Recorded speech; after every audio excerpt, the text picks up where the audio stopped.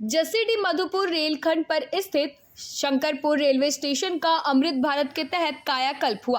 प्रधानमंत्री नरेंद्र मोदी ने गुरुवार को इसका ऑनलाइन उद्घाटन किया।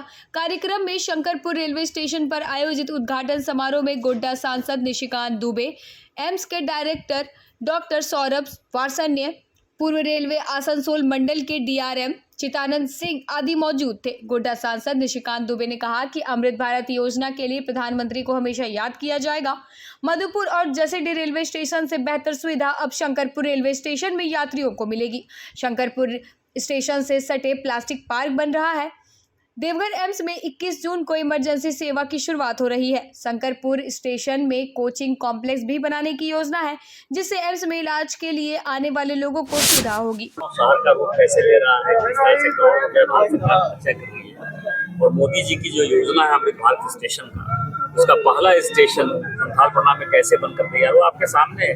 मुझे कुछ बोलने की आवश्यकता नहीं, मैं केवल ये कह सकता हूँ कि 2014 के पहले क्या था और 2014 के बाद कितना डेवलपमेंट हुआ है इस देश में 11 साल में, और खासकर गोड्डा लोकसभा में पिछले 14-15 साल में क्या डेवलपमेंट हुआ है, मुझे कुछ बताने की आवश्यकता नहीं है, क्योंकि यहाँ के एमपी बहुत बड़े बड़े लोग रहे हैं, चाहे वो मधुलिंग जी रहे हों, चाहे वो चंद्रशेखर जी रहे हों, चाहे वो विजयबाबू रहे हों, बहुत बड़े बड़े लोग रहे हैं।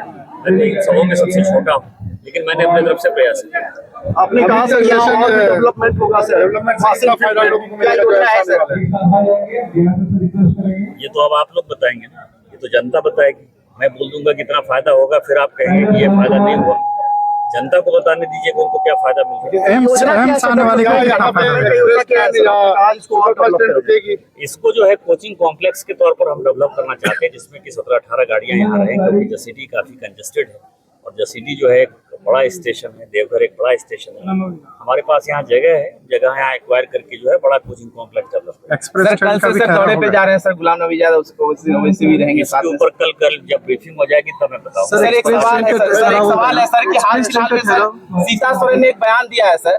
उन्होंने कहा है कि यहाँ पे डेमोग्राफी चेंज होने की बात की जाती है सदन में, लेकिन उस पर कार्य नहीं हो रहा है सर। कल सीता सोरेन का बयान आया। कार्य तो राज्य सरकार को करना है।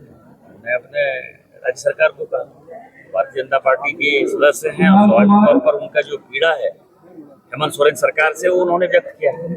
जहाँ तक डेलीगेशन का सवाल है, मैं इतना ही कह सकता हूँ कि 788 मेंबर ऑफ पार्लियामेंट है इस देश में, उसमें से 45 संसद के सदस्य जो है वो डेलीगेशन में जा रहे हैं।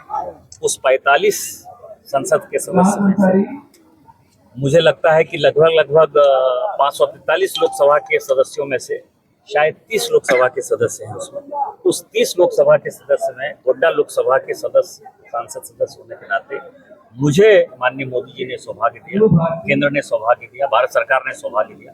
मुझे लगता है कि ये सारा सम्मान मान जो कुछ भी है, ये सब गोड्डा की जनता को समर्पित है। यदि वो नहीं होती, वो यदि वोट नहीं देती, मैं सांसद नहीं होता, और सांसद नहीं होता तो ये मौका नहीं। भाईजान जा रहे हैं सर।